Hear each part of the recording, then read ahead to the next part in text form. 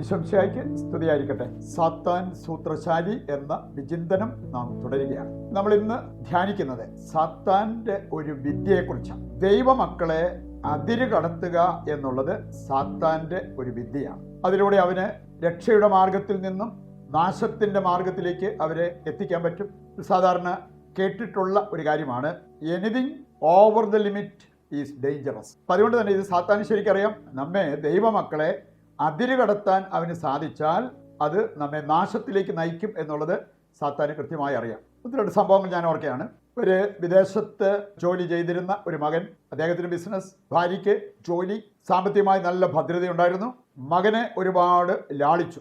മകൻ ഏത് കാര്യം ചോദിച്ചാലും അത് സമ്മതിച്ചു കൊടുക്കുക എന്നുള്ളത് അപ്പൻ്റെ ഒരു ബലഹീനത പോലെയാണ്. ഒരു 7 വയസ്സ് പ്രായമുള്ള മകൻ അവൻ ആവശ്യപ്പെട്ടു, ഡാഡി നമുക്കൊരു ഹമ്മർ വാങ്ങിക്കണം, നല്ല വിലയുള്ളൊരു വണ്ടിയാണ്. ഇനി അവരുടെ സാമ്പത്തിക നിലവാരം അനുസരിച്ച് അത് വാങ്ങിക്കാവുന്ന ഒരു അവസ്ഥയല്ലായിരുന്നു. എങ്കിലും മകൻ അങ്ങനെ പറഞ്ഞതിൻ്റെ പേരിൽ അപ്പന് എങ്ങനെയെങ്കിലും പണമുണ്ടാക്കി ഏതെങ്കിലും മാർഗത്തിലൂടെ അത് വാങ്ങിക്കണം എന്നുള്ള ഒരു തീരുമാനം വാങ്ങിച്ചു. ഇതുപോലെ പല കാര്യങ്ങളും മകൻ പറഞ്ഞത് കേട്ട് അവൻ പ്രവർത്തിക്കുകയുണ്ടായി. പക്ഷെ അതിൻ്റെ പരിണിത ഫലം പിന്നീട് ഞങ്ങൾ മനസ്സിലാക്കേണ്ടി വന്നു. ആ പുള്ളി പാപ്പരായിട്ട് ഡിക്ലെയർ ചെയ്തു. ഓക്കെ, വലിയ കുഴപ്പമൊന്നുമില്ലാതെ സാമ്പത്തിക ഭദ്രതയിൽ ജീവിച്ചിരുന്ന ഒരു കുടുംബം അവസാനം പാപ്പരായി ഡിക്ലെയർ ചെയ്തു. കാരണം അവർക്ക് പിടിച്ചു നിൽക്കാൻ പറ്റാത്ത ഒരു സാഹചര്യം വന്നു. പിന്നീട് അദ്ദേഹത്തിന് പോലും തിരിച്ചറിവുണ്ടായി, മകൻ പറഞ്ഞത് അത് അതുപോലെ കേൾക്കുന്നത് ശരിയായിരുന്നില്ല, അതുകൊണ്ടാണ് ഇങ്ങനെ ഒരു വിന വന്നിരിക്കുന്നത് എന്ന്. ഏത് കാര്യം, അത് ലാളനയാണേലും മക്കൾക്ക് ശിക്ഷണം കൊടുക്കുന്നതാണേലും ഓവർ ദ ലിമിറ്റ് ആയാൽ അത് അപകടകാരിയാകും എന്നുള്ളത് നാം മനസ്സിലാക്കിയിരിക്കേണ്ട ഒരു കാര്യമാണ്. ചില മദ്യപാനികളുടെ കാര്യം ഞാൻ കേട്ടിട്ടുണ്ട്. പ്രത്യേക രീതിയിൽ മദ്യപിക്കുന്നവർ, ഈ ഗണത്തിൽപ്പെട്ട ഏതാനും പേരെങ്കിലും എനിക്കറിയാം. അവർ കുടിക്കാൻ തുടങ്ങിയാൽ ഒരു 15-17 ദിവസം രാവെന്നോ പകലെന്നോ ഇല്ലാതെ മദ്യപിക്കും. ഇത് കഴിയുമ്പം ഒരു വിധത്തിൽ അവർ മെഡിക്കൽ സഹായത്തോടു കൂടി ആയിരിക്കാം അവർ നിർത്തും.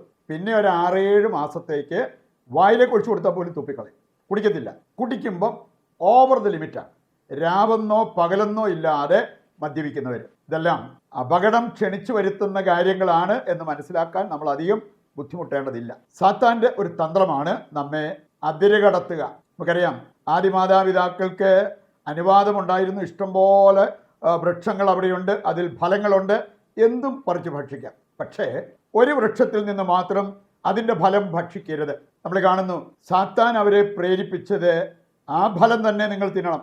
അപ്പം അങ്ങനെ അതിര് കടത്തി അത് അവരെ അപകടത്തിലേക്ക് നയിച്ചതായിട്ട് ബൈബിളിൽ ഉൽപ്പത്തി പുസ്തകം 3-ാം അധ്യായം വായിക്കുമ്പോൾ നമ്മൾ കാണുന്ന ഒരു കാര്യമാണ്. ഇത് മനസ്സിൽ വെച്ചുകൊണ്ട് ഏതാനും ചില കാര്യങ്ങൾ നമുക്ക് മനസ്സിലാക്കിയിരിക്കാം.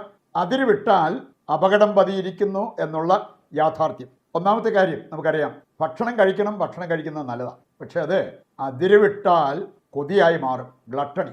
അത് അങ്ങനെ ഒരു അവസ്ഥയിലേക്ക് പോയി കഴിഞ്ഞാൽ ഏതെല്ലാം വിധത്തിലുള്ള പ്രശ്നങ്ങൾ ഉണ്ടാകാം എന്നുള്ളത് വചനം തന്നെ നമ്മളെ ഓർമ്മിപ്പിക്കുന്നുണ്ട്. പ്രഭാഷകൻ 31:21 മുതലും 37:30 വായിച്ചു കഴിഞ്ഞാൽ അമിതമായിട്ട് ഭക്ഷിച്ചാൽ ഉണ്ടാകാവുന്ന അവസ്ഥകളെക്കുറിച്ച്, മരണം വരെയുള്ള കാര്യം അവിടെ സൂചിപ്പിച്ചിരിക്കുന്നത് കാണാൻ പറ്റും. അടുത്തത്, വിശ്രമം നല്ലതാണ്. പക്ഷേ അത് ഓവർ ദ ലിമിറ്റ് ആയി കഴിഞ്ഞാൽ, അതിര് വിട്ട് കഴിഞ്ഞാൽ അലസതയായിട്ട് മാറും. നമ്മൾ കാണുന്നുണ്ട് പ്രഭാഷകന്റെ പുസ്തകം 33:28 വചനം വായിക്കുമ്പോൾ, അലസത തിന്മകൾ വളർത്തും. എന്നാൽ പ്രഭാഷകൻ 31:22 വായിക്കുമ്പോൾ അവിടെ പറഞ്ഞിട്ടുണ്ട്, ഏത് ജോലിയും ഉത്സാഹത്തോടെ ചെയ്യുക, എങ്കിൽ രോഗം നിന്നെ പിടികൂടില്ല. മൂന്നാമത്തെ കാര്യമാണ് ജോലി നല്ലതാണ്, ജോലി ചെയ്യണം. 2 തീമോത്തി 2-ാം അധ്യായം 6-ാമത്തെ വചനം പറയുന്നുണ്ട്, അധ്വാനിക്കുന്ന കർഷകനാണ് വിളവിൻ്റെ ആദ്യ ഫലത്തിൻ്റെ അർഹത. പറയുന്നുണ്ട് അധ്വാനിക്കണം. പക്ഷെ നമ്മൾ കാണുന്നുണ്ട് വർക്കഹോളിക് ആകരുത്. ഇന്ന് ചിലർ അതിര് വിട്ട് അധ്വാനിച്ച് വർക്കഹോളിക്കായിട്ട് മാറുന്ന ഒരവസ്ഥ. സുഭാഷിതങ്ങൾ 23:4 വചനം പറയുന്നുണ്ട്, അങ്ങനെ അമിതാധ്വാനം നടത്തി സമ്പത്ത് ശേഖരിക്കാനുള്ള പ്രലോഭനം വരുമ്പോൾ അതിനെ നീ വെച്ച് താലോലിക്കരുത്, റെസിസ്റ്റ് ചെയ്യണം, അതിനെ അതിജീവിക്കണം എന്നുള്ളത് ഈ വചനം നമ്മെ ഓർമ്മിപ്പിക്കുക. പുറപ്പാട് 20:9-10 വചനങ്ങൾ വായിച്ചാൽ, 6 ദിവസം എല്ലാ ജോലികളും ചെയ്യുക, 7-ാം ദിവസം നീ വിശ്രമിക്കണം, ഒരു ജോലിയും ചെയ്യരുത്. അപ്പം അതുകൊണ്ട് ജോലിയാണെങ്കിലും അതിര് കടന്നാൽ അത് അപകടം ക്ഷണിച്ചു വരുത്തും. മറ്റൊന്ന്, സെൽഫ് കെയർ, സ്വന്തം കാര്യത്തിൽ ശ്രദ്ധ നല്ലതാണ്, അത് നമ്മൾ ചെയ്യണം. പക്ഷേ അതിര് കടന്നാൽ അത് സെൽഫിഷ്നെസ് ആയിട്ട് മാറും, സ്വാർത്ഥതയായിട്ട് മാറും. അത് അരുത് എന്ന് ദൈവം നമ്മെ ഓർമ്മിപ്പിക്കുന്നുണ്ട്. മറ്റൊന്ന്, അപ്രീഷിയേറ്റിംഗ് വൺസെൽഫ്, സ്വയം വിലമതിക്കുന്നത്. അത് നല്ലതാണ്. അങ്ങനെ വിലമതിക്കുന്നവർക്കാണ് മറ്റുള്ളവരെ വിലമതിക്കാൻ എളുപ്പമാകുന്നത്. പക്ഷേ അത് വർദ്ധിച്ചു കഴിഞ്ഞാൽ ഉണ്ടാകാവുന്ന ഒരു അപകടത്തെക്കുറിച്ച് ദൈവവചനം നമ്മളെ ഓർമ്മിപ്പിക്കുന്നുണ്ട്. ഒന്നത് അഹങ്കാരത്തിലേക്ക് നമ്മളെ തള്ളിയിടാം. 1 കൊരിന്തോസ് 9:16 വായിക്കുമ്പോൾ അവിടെ പറഞ്ഞിട്ടുണ്ട്, ഞാൻ പ്രസംഗിക്കുന്നുണ്ടെങ്കിലും എനിക്ക് അഹങ്കരിക്കാൻ വകയില്ല. രണ്ടാമത്തേതാണ് ആത്മപ്രശംസ. 1 കൊരിന്തോസ് 5:6 സുഭാഷിതങ്ങൾ 27:2 പറയുന്നുണ്ട്, ആത്മപ്രശംസ പാപമാണ്. അപ്പം അതിലേക്ക് നാം പോകാതിരിക്കാൻ ശ്രദ്ധിക്കണം. മൂന്നാമതൊരു കാര്യമാണ് ദുരഭിമാനം. ഫിലിപ്പിയർ 2-ാം അധ്യായം 3-ാമത്തെ വചനം നമ്മളെ പഠിപ്പിക്കുന്നുണ്ട്, ദുരഭിമാനത്തോടെ ഒരു കാര്യവും നമ്മൾ ചെയ്യരുത് എന്നുള്ളത്. മറ്റൊന്നാണ് ആശയവിനിമയം, കമ്മ്യൂണിക്കേഷൻ. അത് നല്ലതാണ്. പക്ഷേ അത് ഓവർ ദി ലിമിറ്റ് ആയാൽ ചിലപ്പം ഗോസിപ്പായിട്ട്, പരദൂഷണമായിട്ട് മാറാം. അരുത് എന്ന് ദൈവവചനം നമ്മെ ഓർമ്മിപ്പിക്കുന്നുണ്ട്.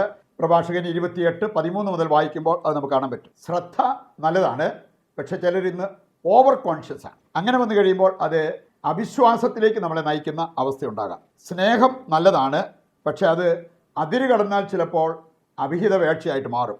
അത് ലൈംഗിക വേഴ്ച, അവിഹിത വേഴ്ച, അത് പാവമാണ്. അതുപോലെ തന്നെ സൗഹൃദം നല്ലതാണ്, പക്ഷെ അതിര് കടന്നാൽ അത് നമുക്ക് അവിഹിത വേഴ്ചയും അതുപോലെ തന്നെ ഫ്രീ യൂണിയൻ, സ്വേച്ഛാ സംഗമം, അങ്ങനെയുള്ള കാര്യത്തിലേക്ക് നമ്മളെ കൊണ്ട് എത്തിച്ചെന്ന് വരും. അവസാനമായിട്ട് ഉദാരത നല്ലതാണ്, ജനറോസിറ്റി, പക്ഷെ അത് അതിര് കടന്നാൽ ദുർവ്യയമായിട്ട് മാറിയെന്ന് വരും. ഇങ്ങനെയുള്ള കാര്യങ്ങൾ ശ്രദ്ധിക്കാൻ നമുക്ക് സാധിച്ചാൽ, അതിര് കടക്കാതിരുന്നാൽ കൂടുതൽ സുരക്ഷിതത്വം നമുക്ക് അനുഭവിക്കാൻ സാധിക്കും.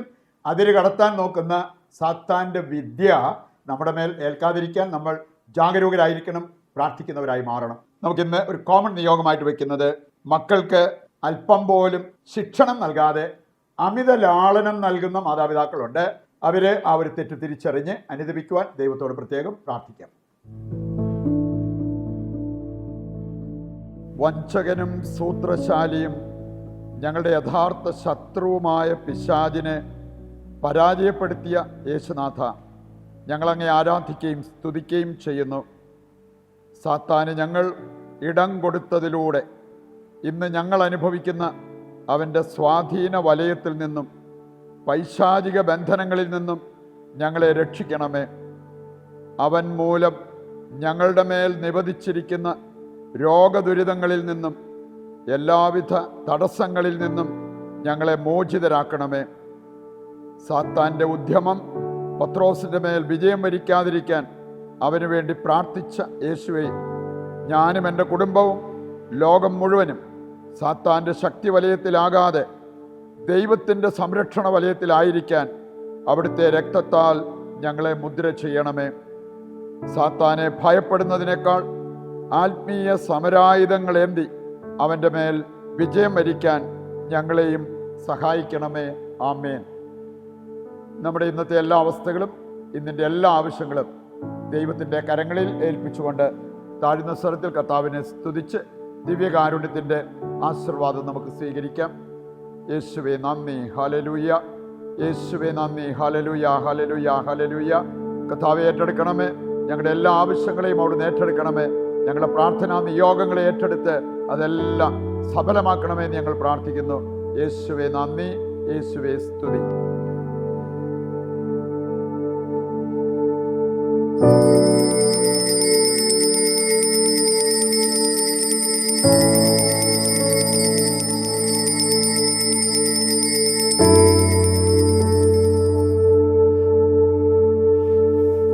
പരിശുദ്ധ പരമ ദിവ്യകാരുണ്യത്തിന് എന്നേരവും ആരാധനയും സ്തുതിയും പുകഴ്ചയും ഉണ്ടായിരിക്കട്ടെ. ഈശോ മിശിഹായ്ക്ക് സ്തുതിയായിരിക്കട്ടെ.